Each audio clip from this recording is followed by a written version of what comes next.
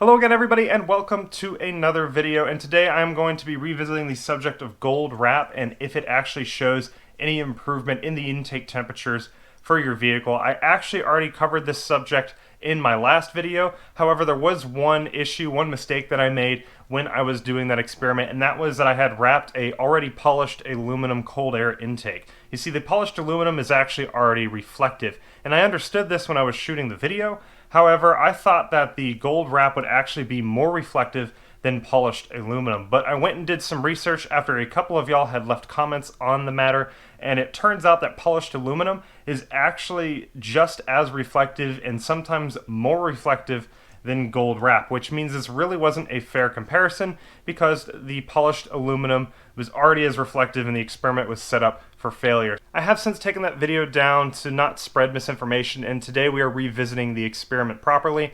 The whole idea, for those of you who didn't watch my previous video, behind the gold wrap is that this stuff is supposed to be able to reflect IR radiation coming from the engine and other hot components inside the car. You see, when the engine becomes heated up, it emits this radiation, and when this gets absorbed by your intake, it causes the intake temperatures to rise. When you wrap it in a gold wrap, or if you substitute it for some sort of polished surface, it reflects that radiation back, preventing it from being absorbed by the intake and allowing the intake temperatures to become cooler. Cooler intake temperatures means denser air, more oxygen means more boom, and hopefully more horsepower. Now, ideally to test this experiment, I should find an intake that is finished in anodized black. The matte black finish here is the most absorbent to radiation, and so we would see the most benefit from wrapping it in some sort of reflective tape. However, I don't really care to go and get my intake painted black, nor do I really care to go and buy another intake just for the sake of the experiment. So the next best thing that we can do is wrap it in a matte black tape.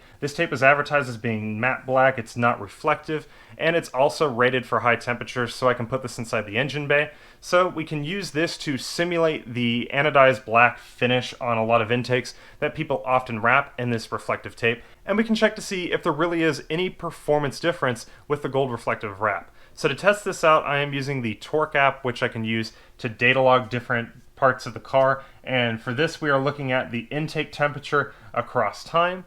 And I also plotted out a course which consists of a freeway segment where we get fairly stable intake temperatures from the car, and a city segment which includes some stop and go traffic, which allows us to study how stop and go will affect the intake temperatures as well. The data that we are plotting here is the number of degrees above ambient temperature as reported from the mass sensor that the intake is showing across time.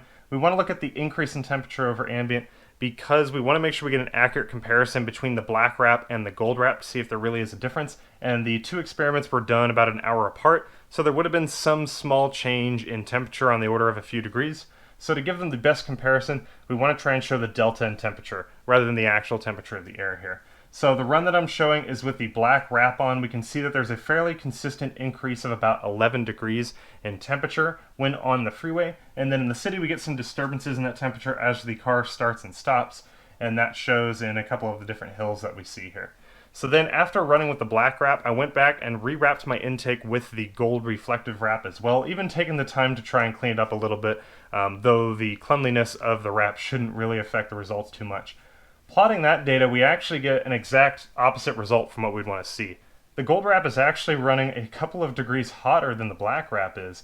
We can see that on the freeway it's running at about 13 degrees instead of 11. It's about 2 degrees hotter here.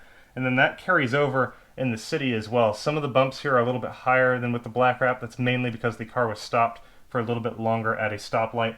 But overall, it looks like the temperatures are a little bit higher. So what could be explaining this? The gold wrap's supposed to be performing better than the black wrap here.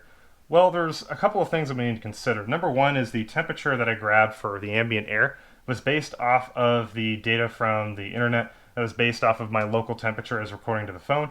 I didn't want to use the temperature reported from the car for ambient air because that does fluctuate sometimes depending on if the car is stopped, so some of the air coming out of the engine can affect those results. So if we try and make an argument that the ambient temperature measurement may have been wrong, it is possible that the gold reading here could have been brought down a couple more degrees by getting a more accurate ambient temperature measurement, possibly even dropping below the black line, but the error in our ambient temperature measurement shouldn't have been more by a couple of degrees. So really, the two wraps are performing almost exactly the same. So is the concept of gold wrapping your intake really just unfounded, and does it not make a difference? Well, not entirely. So gold is in fact more reflective than black. And in the right conditions, it should help moderate the temperatures of the intake. To isolate this property of both of the tapes, I set them up in front of a high-powered light source, left them running for about 30 minutes, and when I came back to check the temperatures, the black tape was running at about 96 to 98 degrees Fahrenheit, and the gold tape was running at about 91 to 92 degrees Fahrenheit. A few degrees of difference. So why don't we see the same few degrees of improvement with the intake setup? Well, there are two main reasons for this.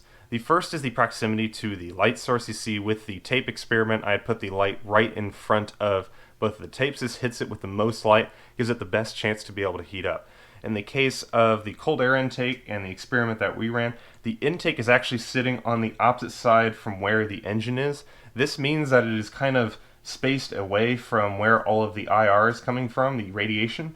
And this means that it's not getting hit with as much radiation to be able to heat up. That's kind of the whole point of a cold air intake, is you want it to be routed far away from the engine. So the benefits for a cold air intake are not going to be as great as if you run your intake past, say, the turbocharger or the exhaust manifold, where most of the heat is being generated. Here you might be able to see some improvement in the intake temps, but once again, based on the tape experiment, we might only be seeing perhaps a few degrees of difference. The other reason why the intake temperatures are not getting as high as they do with the tape is the fact that the intake actually has air that's running through it, which helps cool it down, acting as a sort of heat sink for the intake. As the air moves through it, it pulls heat away, and the fact that the air doesn't have that much time to spend inside the intake means it's not heating up that much anyways. We can actually calculate how long the air spends in the intake, taking into account the cross-section of the intake here, with it being 2.5 inches in diameter. We can work through the equation for the area of a circle to determine that the cross-sectional area is about 4.9 square inches. The car itself reports that it's sucking in about 9.5 grams of air every single second when I'm going at about 40 miles per hour. Factoring in the air density, we get that this is a total volume of about 480 cubic inches of air every single second. So we would take the volume and we divide it by the cross-section here, and we get that the air is moving through at roughly 94 inches per second. Taking into account that my intake from the conical filter all the way to the intake ports for the car is only about 80 inches, we get that it spends less than a second inside the intake. We can actually see the impact of the velocity of the air both through the engine bay as well as through the intake on the intake temperatures. At the end of each of the experiments, I let the car sit at idle for a few minutes until the intake temperature climbed to its peak. And what we're seeing here is that the temperatures get to as much as 70 degrees Fahrenheit above the ambient air temperature. The reason for this is, again, the air is not being sucked through as quickly. In fact, it's moving at about a third of the velocity that it was when the car was running. So it's allowed to climb up to as much as 70 degrees Fahrenheit above ambient.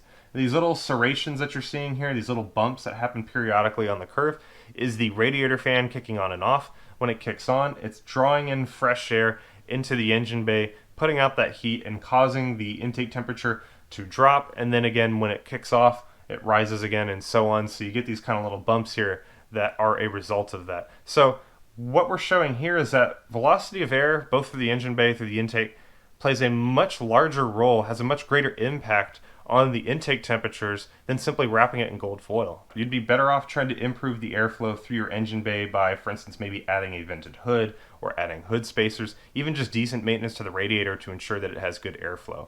And then, of course, you want to try and wrap any of the hot elements in the car, namely on the exhaust side, such as your exhaust manifold, as well as a turbocharger if you happen to have one. This will help keep the heat out of the engine bay itself and keep it from spreading to the intake.